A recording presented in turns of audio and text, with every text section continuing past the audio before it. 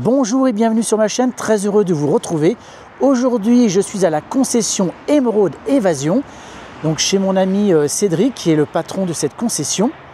Et je vais en profiter pour présenter un véhicule, un Etrusco. Il s'agit donc du V5.9 DR, un petit camping-car sur base Renault. Je vous montre ça tout de suite.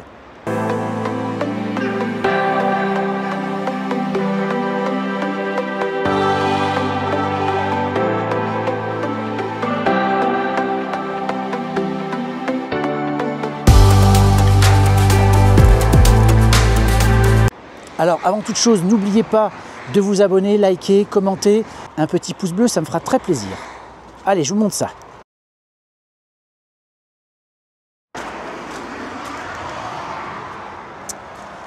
Donc, nous sommes sur un camping-car profilé Etrusco de 2024. Il est à 65 220 modèle exposé, couchage 2, place carte grise 4, eau propre 110, eau usée 90, lit principal transversal 195 par 135, un petit frigo automatique, caméra de recul et GPS.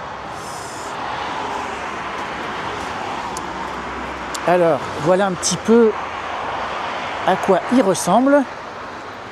J'essaie de faire le tour rapide du véhicule.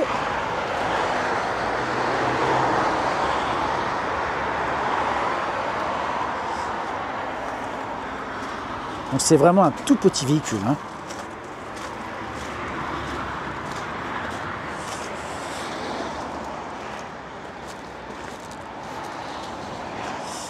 Voilà. Et on va aller voir tous les points de ce camping-car. À l'arrière, rien d'extraordinaire. On a la petite caméra de recul.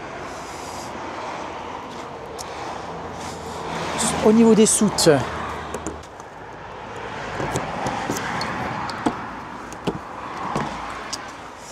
donc voilà une petite soute avec cette petite espace qui vous permet de mettre des vélos et de les arrimer. Là vous n'allez pas pouvoir mettre 3-4 vélos, c'est sûr, hein, c'est un petit camping-car.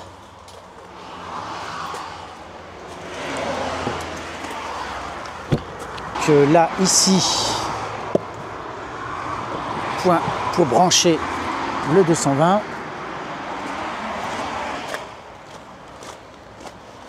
Donc là, la soute, petite portillon. Là, je pense que c'est le coffret gaz. Tout à fait, donc 2 bouteilles, ça c'est bien. Par contre, pas de Sécu-Motion. C'est un peu dommage, aujourd'hui ça devrait être obligatoire. Ici, la trappe d'eau. La cassette WC. Voilà. Cassette WC. Ici. Je sais pas comment c'est fait. Je dirais qu'il y a une évacuation en haut à droite. Donc voilà un petit peu pour ce qui est de l'extérieur. Maintenant, on va aller à l'avant pour voir comment ça se passe. Au niveau de l'entrée, donc là, il n'y a pas de vitre ou quoi que ce soit. Par contre, vous avez de quoi accrocher des vêtements. Il y a un marchepied électrique ici. Donc le marchepied qui est vraiment bienvenu. Au niveau de la cabine avant, donc on est sur du Renault. C'est assez sobre. Par contre, il y a un système multimédia avec GPS intégré. Donc ça, c'est super. Boîte 6 vitesses.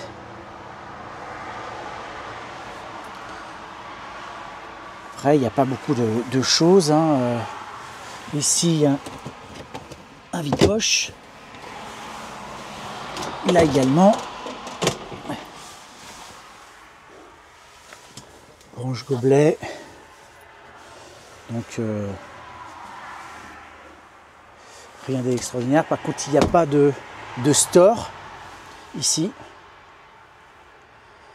Vous voyez, ça serait à ajouter.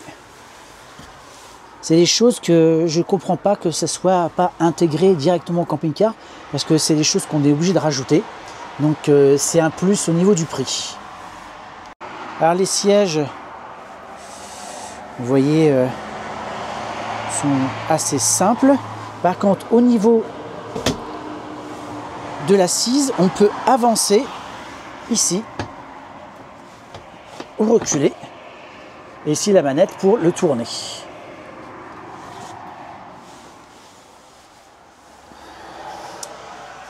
Au-dessus du poste de conduite, donc nous avons des petits rangements tout autour. Et un peu partout. Ici. Là également.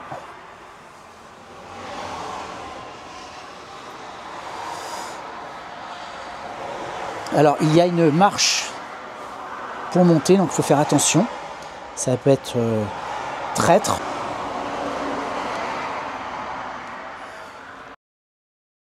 Au niveau du salon, donc on a un salon pour 4 personnes.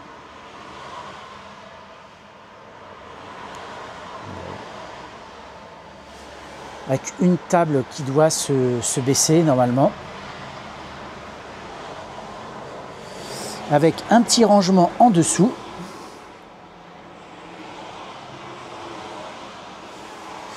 Après, j'ai pas tous les détails et caractéristiques de ce camping-car. Au-dessus, nous avons un petit placard. Ah, il n'y a pas d'étagère, ça aussi c'est dommage.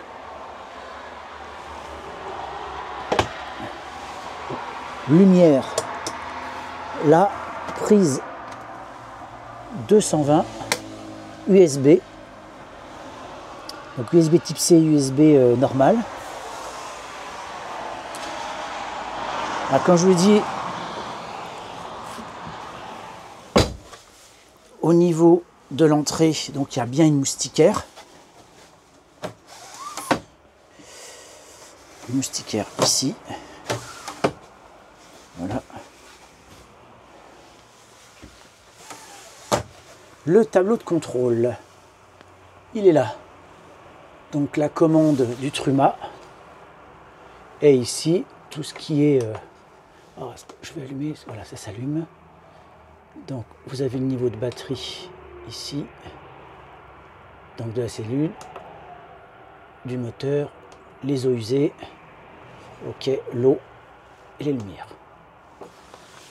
Voilà. Alors maintenant au niveau de la cuisine. Voilà un petit peu, si je prends du recul. Petit frigo. Hein. Nous sommes sur du Tedford.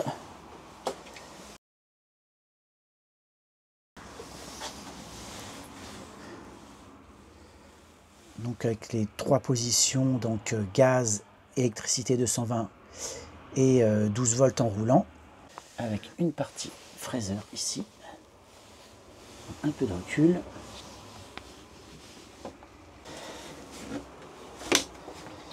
Au niveau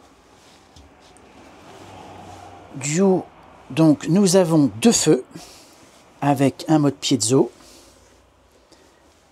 Là, petit robinet rabattable. Donc là, quand on abaisse tout, ça fait un plan de travail qui est assez spacieux. Hein. Ça, c'est pas mal. Ah, par contre, les stores sont plutôt bien. De bonne qualité. Avec moustiquaire, et ça, c'est bien, la moustiquaire, comme ça. Pas les plissés. Ceux-là, ils sont super. Parce que les plissés, les moustiques rentrent. Alors que ça, c'est pas le cas. Au-dessus, nous avons donc placard. Des placards et avec étagère, avec un petit rebord. Même chose ici.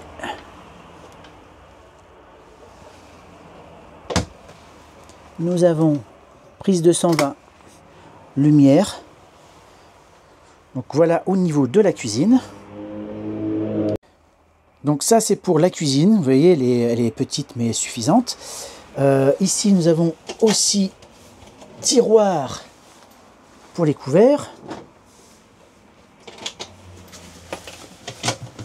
Placard avec une petite poubelle.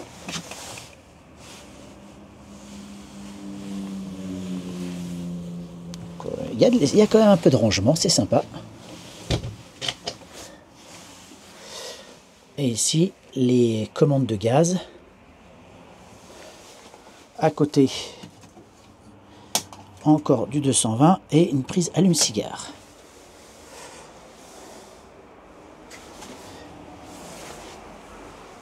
Donc ça, c'est pour la cuisine. Alors je pense que c'est un tout en un avec les WC dedans, vu la dimension du véhicule.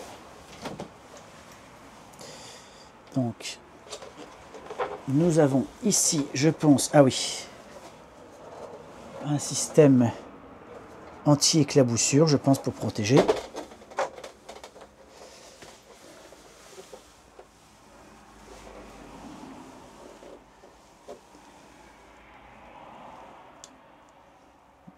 là,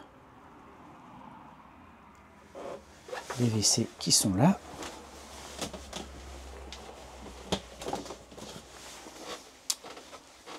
Un placard pour mettre les produits de beauté et d'hygiène.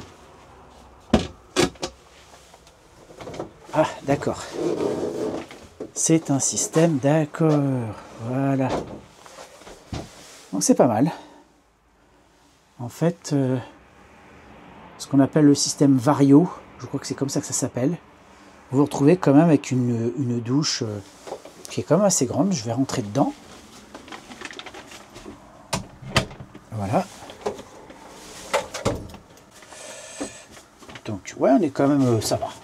Après, il faut pas être hyper large, mais ça le fait au niveau de la douche. En haut, je vous montre ça. Nous avons un porte-serviette, toujours le bienvenu. Et là, on peut ouvrir tout ça aussi. Ça c'est bien pour l'aération. Je remets ça au fond. Voilà, d'accord, c'est pour ça. Donc finalement, la salle de bain, elle n'est pas si mal que ça. Hein. Bon, il y a mieux, hein. Mais elle reste quand même pratique. Et pour prendre sa douche, ça le fait très très bien.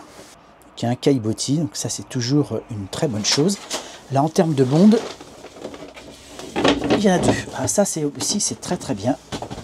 Deux bondes.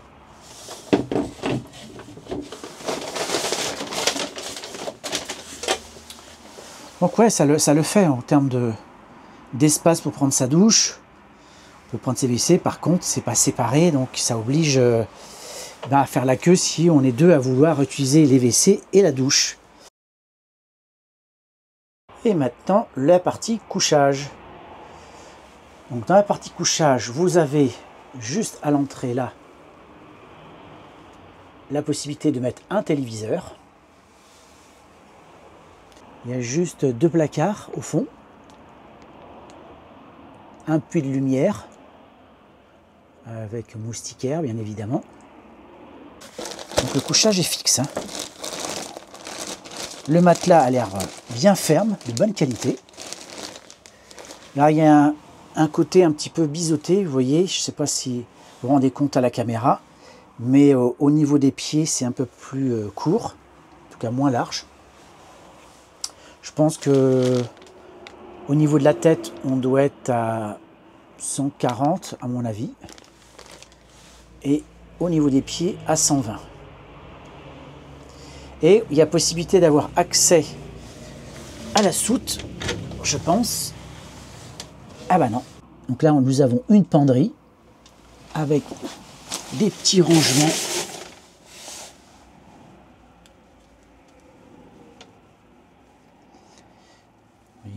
des rangements et aussi sur le côté à droite. Je vais prendre un peu de recul pour que vous puissiez voir.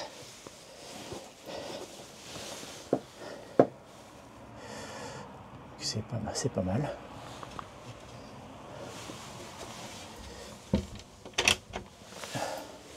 Alors pour 2 personnes, ça le fait largement, il n'y a pas de souci, pas plus. Alors effectivement, le véhicule n'est pas très grand, hein, et il mesure moins de 6 mètres à mon avis. Mais c'est un peu passe-partout. La laiterie est bonne, il faut pouvoir monter dedans. Alors là, le désavantage, c'est que quand il y en a un qui dort au fond qui veut sortir, eh bien, il faut enjamber l'autre personne. Ça peut être problématique pour certains. Mais pour un couple jeune, c'est largement ce qu'il faut. Nous arrivons donc à la conclusion de cette présentation de ce véhicule Etrusco sur base Renault, donc 5,99 de long, donc un petit véhicule qui correspondra à un couple, ça sera parfait, car l'espace est quand même relativement réduit, une petite salle de bain mais qui est quand même fonctionnelle, petit réfrigérateur. La soute est un peu petite à mon goût, donc je pense qu'il faudra certainement mettre un porte-vélo à l'arrière si vous voulez profiter de balades en vélo, car mettre des vélos à l'intérieur, ça va vraiment condamner complètement votre soute, donc ce serait dommage. Pour le reste, c'est un véhicule qui est plutôt bien fabriqué, hein, même si c'est un entrée de gamme. Il ne faut pas oublier que Etrusco appartient au groupe Himmer, donc normalement un gage de qualité. Véhicule présenté à 65 220 €. C'est quand même un prix, hein, faut pas se le cacher, hein, les prix ont fortement augmenté. Il y a une dizaine d'années, ce véhicule-là serait à peu près à 45 000, 50 000 €. Donc une forte augmentation, et ça je le dénonce depuis un petit moment. Donc voilà, dites-moi en commentaire ce que vous en pensez. Est-ce que c'est un véhicule qui pourrait vous intéresser? N'hésitez pas à partager, commenter, liker et mettez-moi un petit pouce bleu. À bientôt!